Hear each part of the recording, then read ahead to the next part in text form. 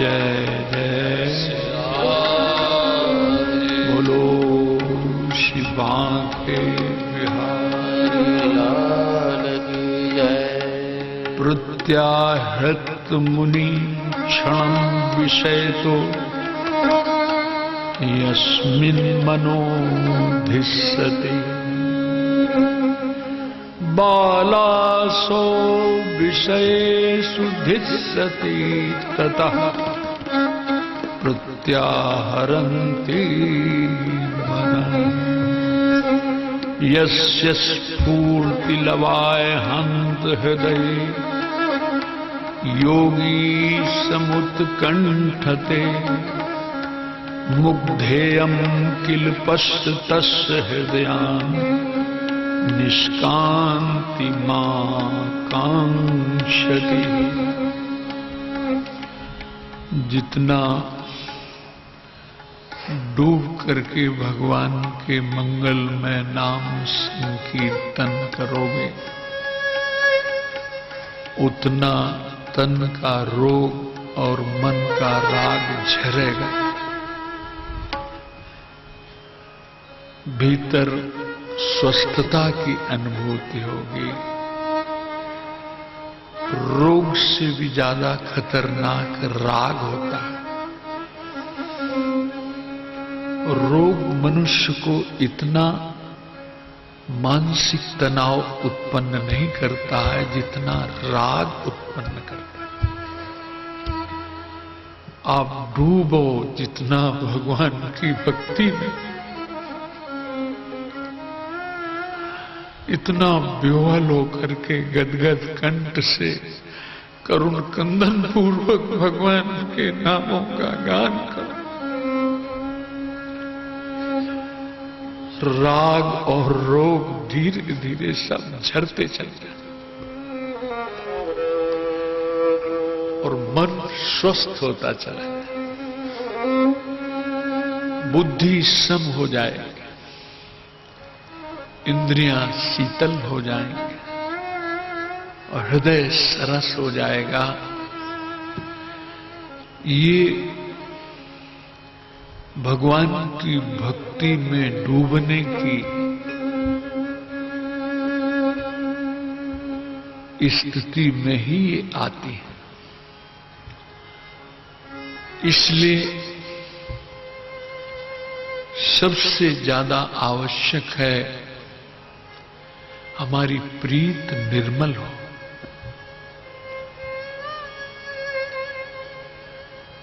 हमारा अंतःकरण शुद्ध हो। देखो,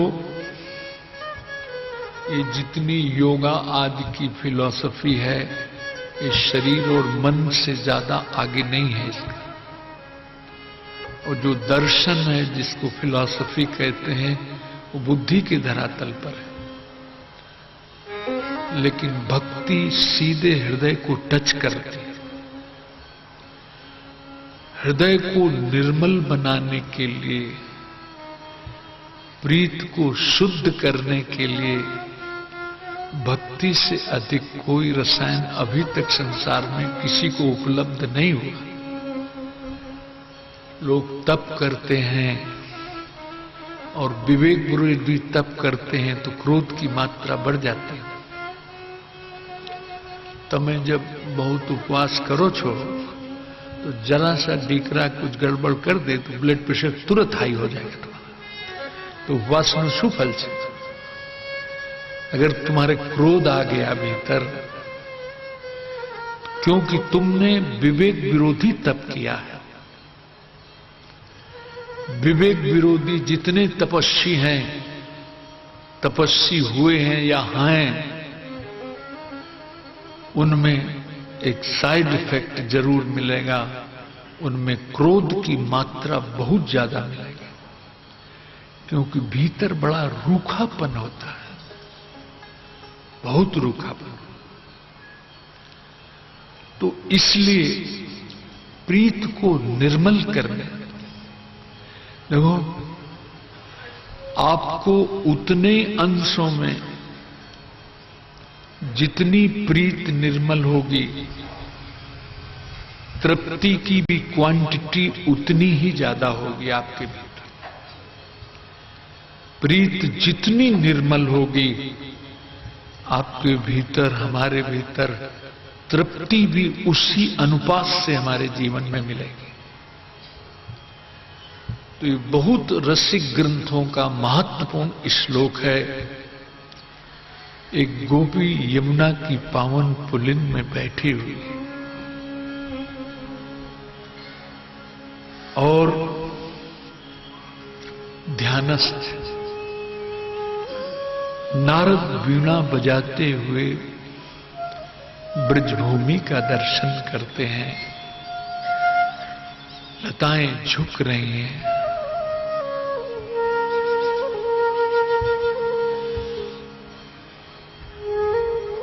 यमुना मंथर गति से बह रही है। पक्षियों की कलरव ध्वनि में बड़ा मंगल है। नारद रो पड़े। किसी ने पूछा रोने का कारण, किसी गोपी ने, बोले मैं उन मुक्त पुरुषों के दुर्भाग्य पर रो रहा हूं जो ज्ञान के द्वारा मुक्त तो हो गए लेकिन ब्रज के रस का बिना रसास्वादन किए चले गए। उनके दुर्भाग्य पर रो रहा हूं। बोलो राधे राधे। देखो, एक तुम्हारा बनाया हुआ संसार है, एक प्रभु का बनाया हुआ जगत है। संसार और जगत में भी भेद है। तुम्हारा जो मोह मूलक स्वीकृति है, वासना मूलक स्वीकृतियां हैं, जिसमें तृष्णा आकांक्षा तमाम भरी पड़ी है भीतर, वो हमारा बनाया हुआ संसार है। जगत नहीं है, संसार है। लेकिन चांद खिला हुआ है, सितारे चमक रहे हैं, बुलबुलों की चहचहाट हो रही है, क्या मंद सुगंध वायु बह रही है। ये प्रभु का बनाया हुआ जगत है। इस जगत से छेड़छाड़ किसी ने नहीं की। संसार के मिथ्यात्व का प्रतिपादन आदि शंकराचार्य ने किया है। उन्होंने लिखा है अहंता और ममता ही संसार है। बस संसार की जो डेफिनेशन आदि शंकराचार्य की मिलती है। लेकिन ये जगत, ये भगवान का विराट रूप। आप देखो, छोटे बच्चे हैं, उनमें नैसर्गिक क्या प्रसन्नता निष्कपटता है। अभी एक बच्चा हमारे कमरे में गया तो बहुत देर चिपकाए रहे। क्या उनका भोलापन है उनमें। अभी उनके मन में सांसारिकता नहीं है। भजन करते करते जब भीतर निर्मलता आ जाती है, जितनी निर्मलता बढ़ेगी तुम्हारे स्वभाव बालकवत हो जाएंगे। रामकृष्ण परमहंस की वही दशा। शारदा अपने पीहर में थी। उनकी सहेलियों ने कहा तुम्हारे पति मेंटली को डिस्टर्ब। बोले मेरे पति की जो मना स्थिति है उसको तुम नहीं समझ सकती हो। तुम्हारा बुद्धि का धरातल वहां तक नहीं पहुंच सकता है। अरे तुम जाओ,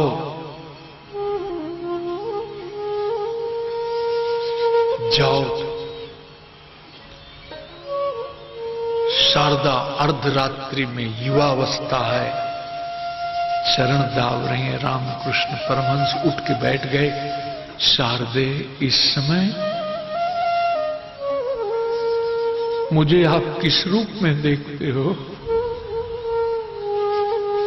जो मंदिर में मां है वही तुम्हारा ही स्वरूप। पत्नी में अपने इष्ट का दर्शन करता। चैतन्य महाप्रभु की शादी होके आई थी। उनकी अर्धांगिनी विष्णु प्रिया का श्रृंगार किया सहेलियों ने। पहला मिलन था। आरती लेकर खड़ी हुई थी और उस संकीर्तन के उन्माद में उनकी मानसिक दशा कुछ और थी।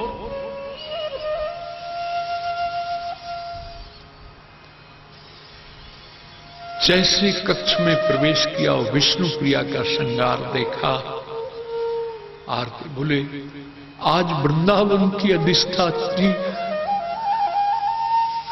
महाराष्ट्र की स्वामिनी रास रासेश्वरी महाभाव स्वरूपिणी राधा मेरे कक्ष में पधारी है, दंडाकार होकर प्रणाम कर ले।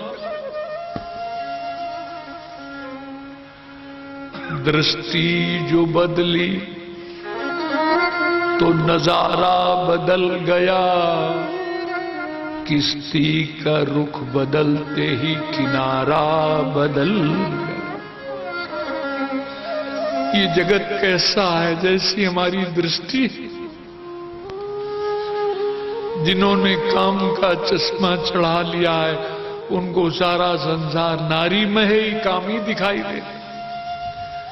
लोभी को सारा संसार लोभी ही दिखाई देता। मोही की अलग स्थिति है और प्रेमी सिया राम में सब जग जान, करऊं प्रणाम जोरी युग पानी, करऊं प्रणाम जोरी युग पानी।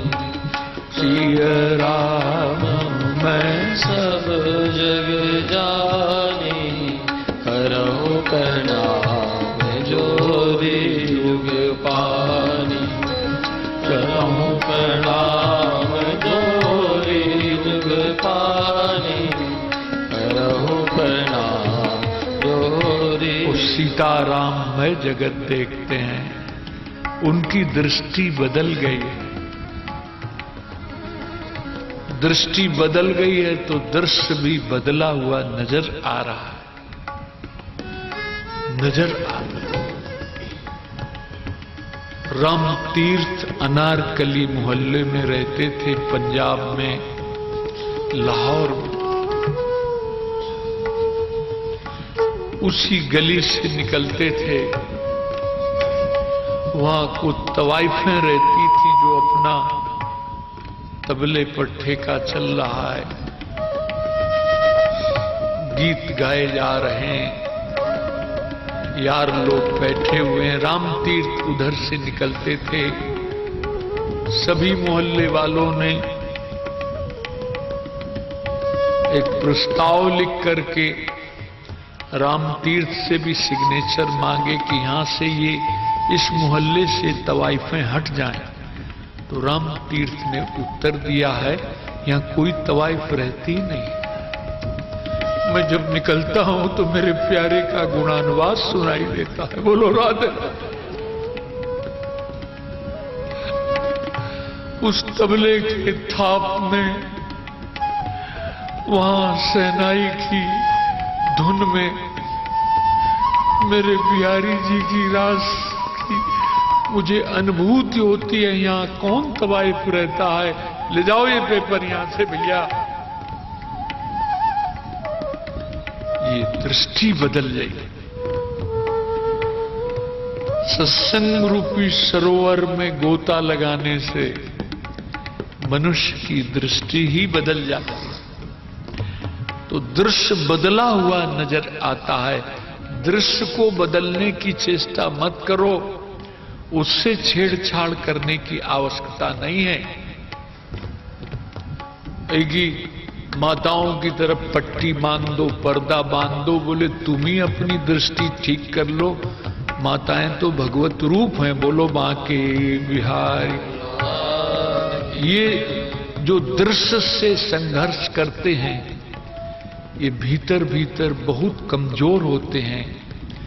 इनकी मानसिक दशा भीतर से मीठी नहीं होती है। बल्कि इनके कफन के साथ काम की दुर्गंध जाया करती है।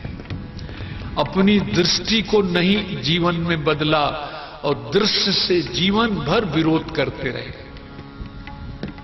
जीवन भर विरोध कर।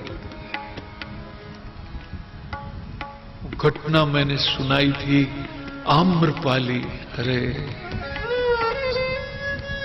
क्या रूपवती थी। लेकिन बुद्ध की भी पर्सनालिटी साधारण नहीं थी। बुद्ध जब अर्धरात्रि में यशोधरा के कक्ष में गए हैं तो राहुल सो रहा था। एक बार मोह ने झकझोरा, दूसरे क्षण विवेक से काम लिया। अगर मैं यशोधरा के बिना रह सकता हूं तो यशोधरा भी मेरे बिना रह सकती। जा रहे थे, क्या बुद्ध के चित्र देखे होंगे, क्या पर्सनालिटी।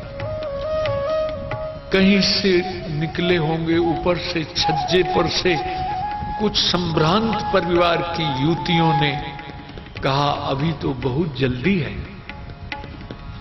इसका अभिप्राय है जवानी इसलिए नहीं है। उन्होंने देखा भी नहीं, सिर्फ इतना ही कहा पता नहीं जीवन का कब अंत हो जाए। बोलो राधे राधे। गंगा की धारा जब बह चली तो जल अब पीछे लौटने वाला नहीं है। ऊंचे लोग कितने भी प्रलोभन आवे और कितना भी भय आ जाए, लेकिन भय प्रलोभनों के सामने मत्था नहीं टेका करते हैं। चल चुके तो चल चुके। जिंदगी के सफर में मुश्किलें ही मुश्किलें हैं। जब आरज़ू निकल गई तो मंजिलें ही मंजिलें। हमारी आरज़ू जो है, ख्वाहिशें, डिजायर, यही हमको मंजिले मकसूद से विमुख बना देते। जा रहे हैं बद्रिकाश्रम और बीच में ही ऋषिकेश में ही बढ़िया गेस्ट हाउस खाना मिलने लगा, चोटी वाले का डिनर लंच, कौन जाएगा। ऐसे हम चलते हैं, चलो चलो सब कोई कहे, बिरला पहुंचे को, बिरला पहुंचे को, बिरला पहुंचे को,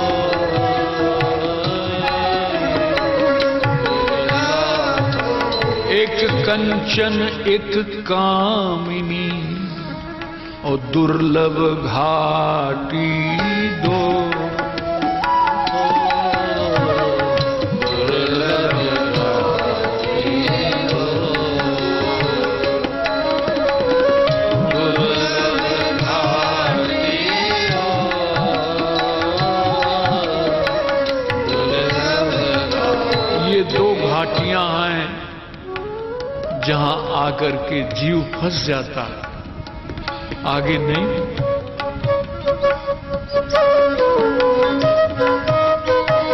इतनी दुर्लभ घाटी।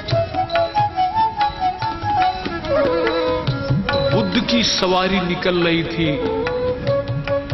बुद्ध के हुस्न को देखकर आम्रपाली भी उस सवारी में सब दर्शनार्थियों के साथ खड़ी थी। कभी मेरे यहां नहीं आओगे? बुद्ध ने एक बात कही है, भगवान बुद्ध ने, अभी तुम्हारे चाहने वाले बहुत हैं, जब कोई नहीं होगा तब मैं आऊंगा। बोलो राधे। कुष्ठ रोग से जब पीड़ित हो गई और नगर के बाहर झोपड़ी में डाल दी गई और कुष्ठ रोग की पीड़ा में जब कीड़े काट रहे थे तो अर्धरात्रि में करुण क्रंदन कर रही थी। भगवान बुद्ध पहुंचे, आम्रपाली इस समय तुमको हमारी जरूरत है, मैं तुम्हारी संभाल कर। अरे भैया, सुख का साथी संसार है, दुख के क्षणों में तो भगवान या भगवान के प्यारे ही काम आएंगे, जो राहत दे पाएंगे। बाकी सुख सुविधाएं जहां हैं, संसार तुमसे यारी कर लेगा। हुस्न है, पैसा है, सम्मान है, कितने मित्र बन जाएंगे, लेकिन बनी बिगड़ती है तो दुश्मन हजार हो, फिर कोई नहीं मिला। इसलिए नारद जी वीणा बजाते हुए ब्रज की छटाओं को देख रहे हैं। मधुबन की लताओं में घन घोर घटा, घन श्याम तुम्हें मेरे श्याम तुम्हें देखूं।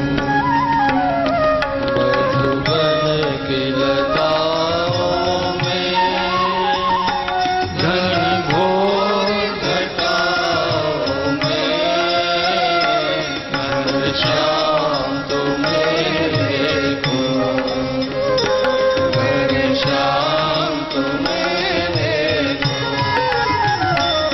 जमुना का किनारा हो, चंदा का उजाला,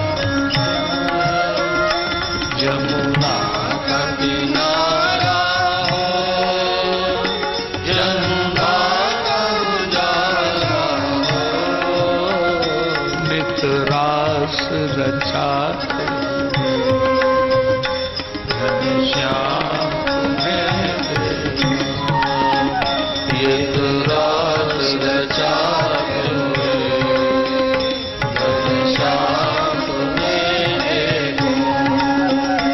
मधुबन की लताओं में घन घोर घटाओं में घनश्याम तुम्हें देखूं, घनश्याम तुम्हें देखूं।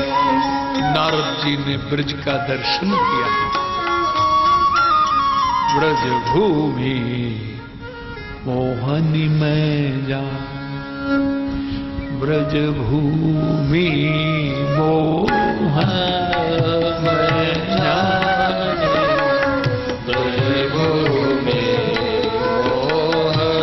देखो, और तीर्थ एक एक बार जाओगे खत्म हो गया कि एक बार गंगोत्री हो जाए, जमुनोत्री, बद्री, केदार और कहां कहां, लेकिन वृंदावन एक बार चले जाओगे तो हर बार जाने की रुचि पैदा हो। सम्मोहन है, ब्रज भूमि खींचती है जी, क्यों? वो प्रेममयी भूमि है। वो खींचती क्या है? श्री कृष्ण का प्रेम खींचता है। और मानव हृदय प्रेम का भूखा है महाराज। प्रेम की प्यास इन महलों से, बैंक के अकाउंटों से कहां बुझेगी? लाकरों से, ऊंचे मकानों से बुझती तो लोगों की बुझ गई होती। प्रेम की प्यास तो ब्रज में ही। इसलिए महाराज देखा उन्होंने, एक बैठी है गोपी,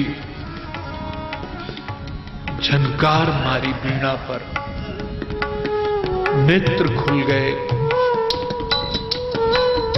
अरी भटू, अरी बाला, तुझे ब्रज में ध्यान करने की क्या आवश्यकता है? यहां तो नंदनंदन, मदन मोहन, श्याम सुंदर नेत्रों के विषय बने हुए हैं। यहां आंख बंद करने से तुझे क्या मिलेगा? अरे उन्होंने क्या, बाबा मैं ध्यान नहीं कर रही हूं। फिर તમે શું કરો છો? मैं अपने ध्यान के द्वारा श्री कृष्ण को बाहर निकालना चाहते। आय हाय, नारद जी रो पड़े। बड़े बड़े योगींद्र मुनींद्र, अमल आत्मा परमहंस, जिनको अपने हृदय रूपी सिंहासन में प्रतिष्ठित करना चाहते हैं, तू कैसी भाषा बोल रही है? तू अपने हृदय से निकाल। बाबा, तुम्हें पता नहीं है मेरी क्या दशा है, क्या दशा है। मैं जब गोष्ठ में दूध निकालने जाती हूं तो एक कनुआ आके मुंह खोलता है, मेरे मुंह में एक धार मार दे दी। बोलो राधे राधे। और मैं जब एक धार मारती हूं तो दूध जमीन में गिर जाता है, कन्हैया नहीं दिखा।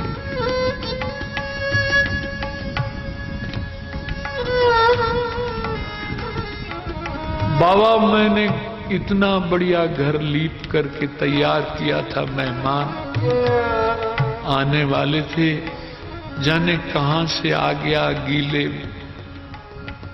आंगन को कैसा भिदोर के चला गया। मैं पकड़ने दौड़ी तो कुछ हाथ नहीं लगा। मैं सोचती हूं श्री कृष्ण का दोष नहीं है, इसमें मेरे मन का ही दोष है।